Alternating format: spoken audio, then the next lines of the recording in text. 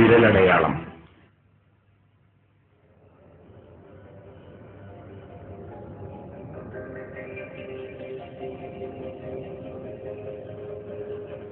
മരണാനന്തരം മനുഷ്യനെ പുനരുജ്ജീവിപ്പിക്കുന്നതിനെ കുറിച്ച് പരാമർശിക്കുന്നിടത്ത് ഖുർആൻ വിരലടയാളങ്ങളെ കുറിച്ച് പ്രത്യേകം പറയുന്നു. അതെ, നാം മനുഷ്യന്റെ വിരലറ്റങ്ങളെ ശരിപ്പെടുത്തിയവനത്രേ. സൂറ അൽ ഖിയാമ 4-ാമത്തെ വചനം.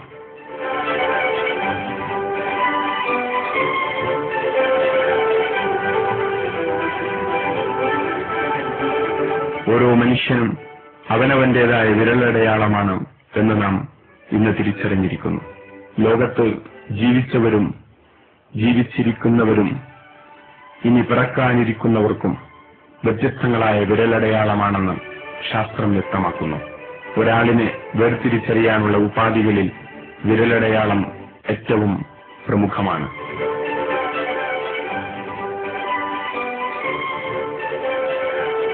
സാധാരണ കുറികളും വരകളുമായി കണക്കാക്കിയിരുന്ന വിരലിലെ രേഖകൾ എത്രയോ പ്രധാനപ്പെട്ടതാണെന്ന് ഖുർആൻ വ്യക്തമാക്കിയിരിക്കുന്നു.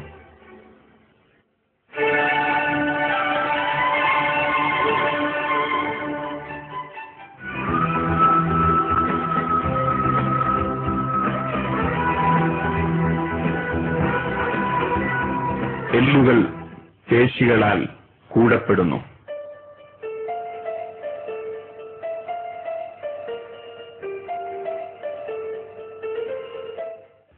ഖുർആൻ ഗർഭസ്ഥ ശിശുവിന്റെ വളർച്ചയുടെ വിവിധ ഘട്ടങ്ങളെക്കുറിച്ച് പറയുന്നുണ്ട്. ആദ്യം എല്ലുകൾ രൂപപ്പെടുകയും പിന്നീട് അവ പേശികളാൽ രൂപപ്പെടുകയും ചെയ്യുന്നുവെന്ന് ഖുർആൻ വ്യക്തമാക്കുന്നു. അൽ മുഅ്മിനൂൻ 23-ാം അധ്യായം 14-ാമത്തെ വചനം. പിന്നെ ആ ബീജത്തെ നാം ഒരു ഭ്രൂണമായി രൂപപ്പെടുത്തി. അനന്തരം ആ ഭ്രൂണത്തെ നാം ഒരു മാംസപിണ്ഡമായി രൂപപ്പെടുത്തി. തുടർന്ന് നാം ആ മാംസപിണ്ഡത്തെ അസ്ഥിക്കൂടമായി രൂപപ്പെടുത്തി. എന്നിട്ട് നാം ആ അസ്ഥികൂടത്തെ മാംസം കൊണ്ട് പൊതിഞ്ഞു. പിന്നീട് മറ്റൊരു സൃഷ്ടിയായി നാം അവനെ വളർത്തിയെടുത്തു. അപ്പോൾ ഏറ്റവും നല്ല സൃഷ്ടികർത്താവായ അല്ലാഹു അനുഗ്രഹപൂർണനായിരിക്കുന്നു. ഗർഭസ്ഥ ശിശുവിന്റെ വളർച്ചയെക്കുറിച്ച് പഠനം നടത്തുന്ന എംബ്രിയോളജി ഈയിടെ വരെ പേശികളും എല്ലുകളും ഒരേ സമയം രൂപപ്പെടുന്നുവെന്ന് വ്യക്തമാക്കിയിരുന്നു. ഖുർആൻ വാക്യങ്ങൾ ശാസ്ത്രവിരുദ്ധമെന്ന് കരുതാനും ഇത് കാരണമായി. ആധുനിക സാങ്കേതിക വിദ്യയുടെ വളർച്ചയോടെ മൈക്രോസ്കോപ്പുകൾ ഉപയോഗിച്ച് നടത്തിയ പഠനങ്ങൾ വെളിപ്പെടുത്തുന്നത് ഖുർആൻ വ്യക്തമാക്കിയ മേൽപ്പറഞ്ഞ വസ്തുതകളാണ്. ആദ്യം ഭ്രൂണത്തിലെ കാറ്റലിസ്റ്റ് ടിഷ്യൂ എന്നറിയപ്പെടുന്ന കോശങ്ങൾ വേർതിരിക്കപ്പെടുകയാണ്. ഗർഭപാത്രത്തിൽ മനുഷ്യനെ സൃഷ്ടിക്കുന്നത് 3 ഘട്ടങ്ങളിലെ പ്രവർത്തനങ്ങളിലൂടെയാണ് ഖുർആൻ പറയുന്നു. ഒരൊറ്റ അസ്തിത്വത്തിൽ നിന്ന് അവൻ നിങ്ങളെ സൃഷ്ടിച്ചു. പിന്നീട് അതിൽ നിന്ന് അതിന്റെ ഇണയെയും അവൻ ഊക്കി. നിങ്ങളുടെ മാതാക്കളുടെ വയറുകളിൽ നിങ്ങളെ അവൻ സൃഷ്ടിക്കുന്നു. 3 തരം അന്ധകാരങ്ങൾക്കുള്ളിൽ സൃഷ്ടിയുടെ ഒരു ഘട്ടത്തിന് ശേഷം മറ്റൊരു ഘട്ടമായിക്കൊണ്ട് അങ്ങനെയുള്ളവനാകുന്നു നിങ്ങളുടെ രക്ഷിതാവായ അല്ലാഹു.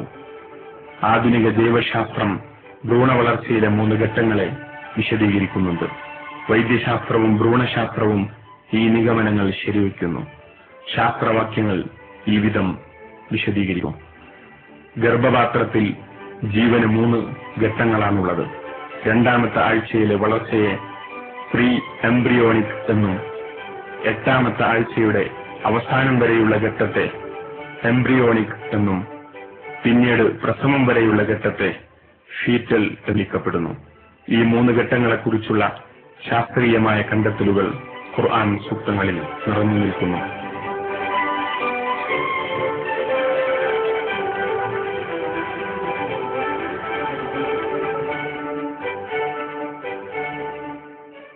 ഖുർആൻ ഭാവി പ്രവചനങ്ങൾ നടത്തിയിട്ടുണ്ട്.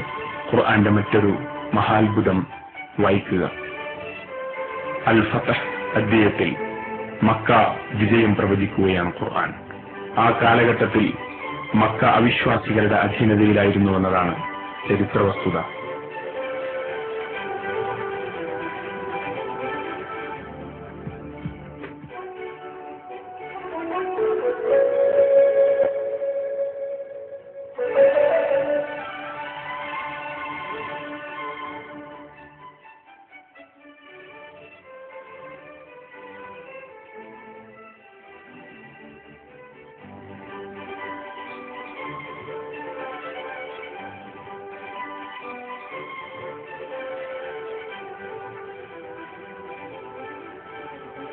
സൂറ അൽ ഫതഹ് 27-ാമത്തെ വചനം.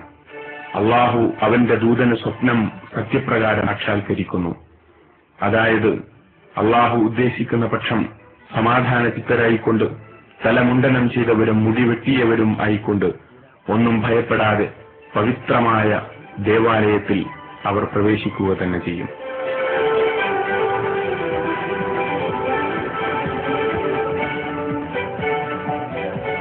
മക്ക വിജയത്തിനു മുമ്പുള്ള മറ്റൊരു വിജയത്തെക്കുറിച്ചും ഖുർആൻ സൂക്തങ്ങൾ പ്രസ്താവിക്കുന്നുണ്ട്.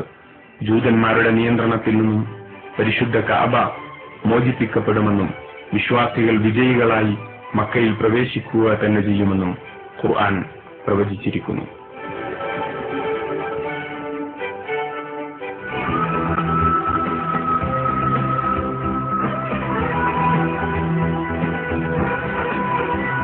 ബൈസാൻഡിയൻ വിജയം.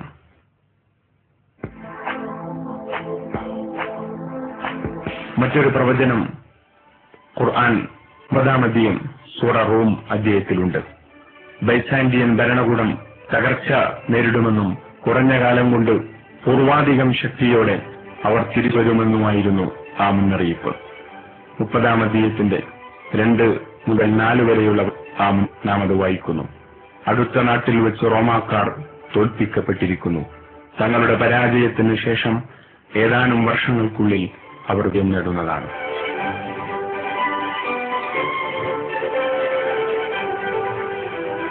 ക്രിസ്തുവർഷം 620-ലാണ് ഈ വചനങ്ങൾ അവതരിക്കപ്പെടുന്നത്. ക്രിസ്ത്യൻ ബൈസാൻഡിയൻ സാമ്രാജ്യം പേർഷ്യക്കാരോട് പരാജയപ്പെട്ട് 7 വർഷം കഴിഞ്ഞാണിത്. എന്നാൽ ബൈസാൻഡിയൻ വിജയം ഖുർആൻ പ്രവചിക്കുന്നുണ്ട്.